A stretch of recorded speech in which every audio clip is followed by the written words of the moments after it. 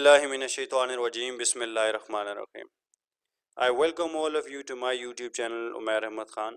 In this video, we will talk about BS English, its introduction, eligibility criteria, past paper, first to 8th semester. इस lecture में हम ये बात करेंगे कि BS इंग्लिश है क्या, BS इंग्लिश का तारुफ क्या है, इसमें दाखिले का जो क्राइटेरिया है वो क्या है, और जो इसके पास्ट पेपर एक सेमेस्टर से लेके 8वें सेमेस्टर तक और उसके साथ इसका फ़ी स्ट्रक्चर क्या है वो भी इसी वीडियो में हम डिस्कस करेंगे। तो सबसे पहले ये देखते हैं कि BS इंग्लिश बेसिकली में है क्या, उसका तारुफ क्या है। BS इंग्लिश अप्लाइड लिंग्विस्टिक्स, इसके अलावा लैंग्वेज एंड लिटरेचर और इसके अलावा लैंग्वेज स्टडीज़ एक ही चीज़ है, थोड़ा सा सब्जेक्ट का डिफरेंस है। इसमें BS इंग्लिश अप्लाइड लिंग्विस्टिक्स, दूसरा होता है BS English language and literature, और फिर उसके बाद BS English language and linguistics. ये इस तरीके से भी होता है आपके पास। It is basically a 4 years program that has been designed with a special focus on advancing academic and professional development of students who want to gain knowledge of applied linguistics and apply it to practical problems related to language in use and language teaching.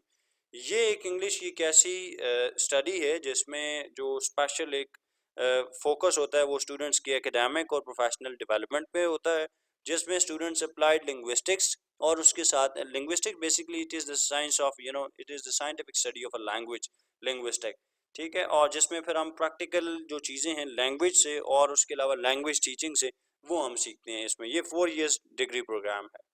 इसका eligibility criteria क्या है? इसका eligibility criteria बिल्कुल simple है। Intermediate चाहे आपने ICS किया है, ICOM किया है, FA किया है, FSC की है, प्री मेडिकल, प्री इंजीनियरिंग कुछ भी किया है, या फिर आपने A लेवल्स किया है और मार्क्स जो है ना वो आपके 50% होने चाहिए, तो फिर आप दाखिले के लिए एलिजिबल हैं। फ़ी स्ट्रक्चर क्या है?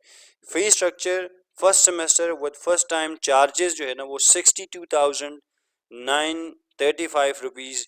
ये मैं आपको बता रहा हूँ इस्लामाबाद की एक यूनिवर्सिटी, नमल यूनिवर्सिटी का फ़ी स्ट्रक्चर मैं बता रहा हूँ। अब ये थोड़ा सा ये कुछ थोड़ा सा इसमें चेंज भी हो सकता है, थोड़ा ज़्यादा भी हो सकता है, थोड़ा सा कम भी हो सकता है।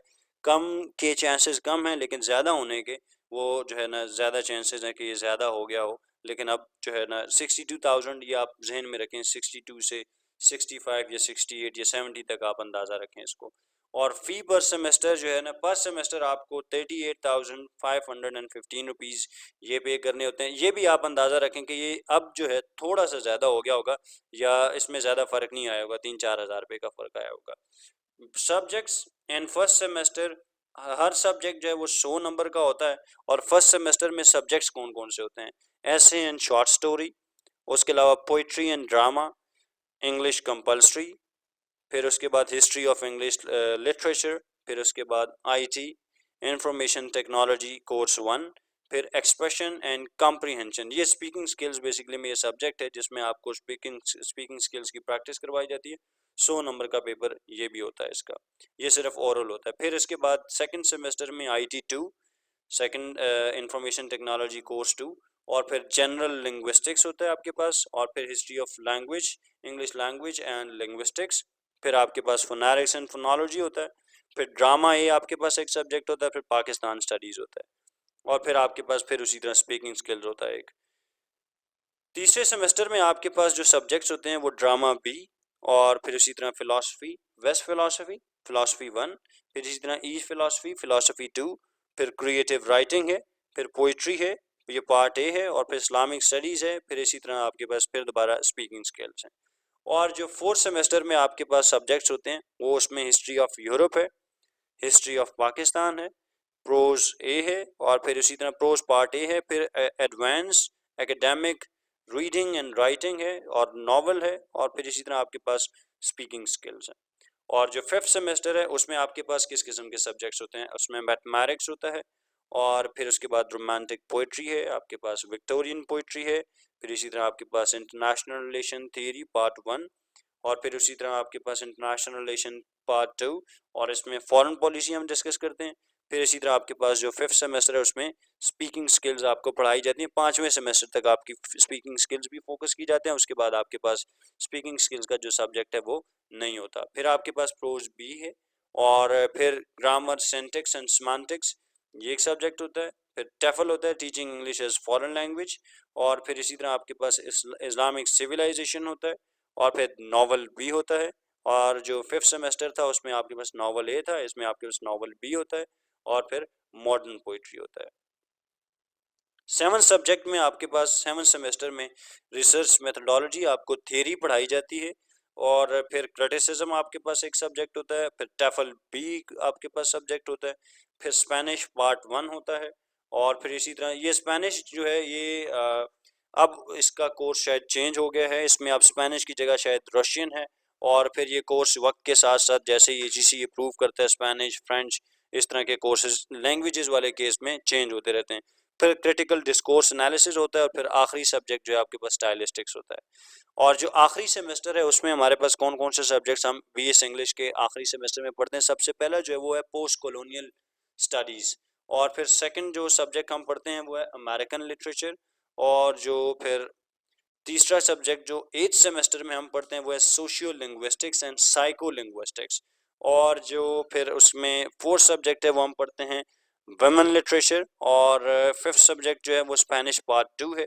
और जो आखिरी जो सब्जेक्ट होता है इसमें आर्टिकल या फिर थीसिस सबमिशन होता है। जो हमने रिसर्च पढ़ी होती है सेवन सेमेस्टर में उसी को कंटिन्यू करके हम वही चीज़ें जो हमने सीखी होती हैं या जो हमने कोर्स करिकुलम या फिर जो हमने आर्टिकल का जो एक हमने सोचा होता है कि हमने इस पे रिसर्च करनी है वो उस पे रिसर्च करके हमें इस सेमेस्टर में एथ सेमेस्टर में जो डेडलाइन यूनिवर्सिटी की तरफ से इशू होती है उसमें जमा करवाना होता है। मार्किंग क्राइटेरिया इसका होता क्या है, इसका टोटल सीजीपीए जो है आपके पास 4 होता है, परसेंटेज भी होती है और टोटल मार्क्स 5400 है। और इसके ग्रेडिंग रेंज क्या है बेसिकली में ग्रेड जो है A1 होता है 90% एंड और 90% से अबव हो तो आपका जो जीपी है ग्रेड पॉइंट्स है आपका ये जो जीपी है वो बनता है जनाब 4। और A2 ग्रेड आपका बनता है 80 से 89% हो तो फिर आपके पास 4.0। और फिर A3 जो है वो आपके पास 77% से लेके 79% है, 3.66 ये CGPA बनता है। फिर इसी तरह 74 से 76% ये B1 क्राइटेरिया है, वह B1 ग्रेड है। और इसमें आपके पास 3.33 ये CGPA बनता है। B2 पे 70 से 73% परसेंटेज बनती है, 3 CGPA बनता है। और आपके पास इसी तरह B3 ग्रेड होगा 67 से 69 परसेंटेज बनती है। और ये जो आपका GPA है वो आपका बनेगा 2.66। और C1 ग्रेड पे 64 से 66% 2.33 आपके पास GPA बनेगा। और इसी तरह C2 पे 60 से 63% और ये 2 आपका CGPA है।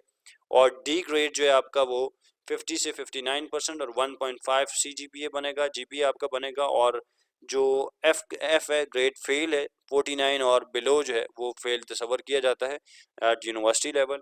तो ये आपका मैंने एक यूनिवर्सिटी को फोकस करके उसकी स्टडीज़ करके ये सारा आपको ये नमल यूनिवर्सिटी का मैं आपको सारा ग्रेडिंग सिस्टम सब्जेक्ट्स और आपको जो ये मैंने बताए हैं क्राइटेरिया बताया। क्राइटेरिया तकरीबन तमाम यूनिवर्सिटी का सेम हो सकता है। और उसके अलावा जो है बाकी जो मैंने इंट्रोडक्शन बताया वो सेम रहेगा।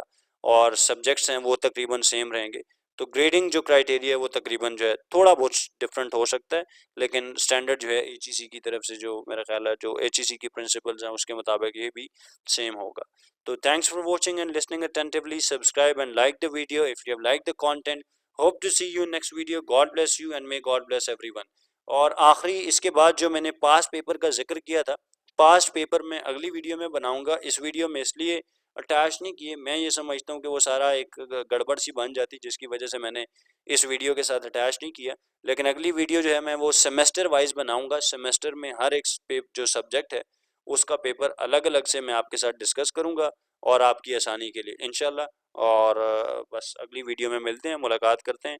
Thank you very much. Thanks for watching and listening attentively. Subscribe and like like the video if you have liked the content. Hope to see you in next video. God bless you and may God bless everyone. Allah Hafiz. Thank you.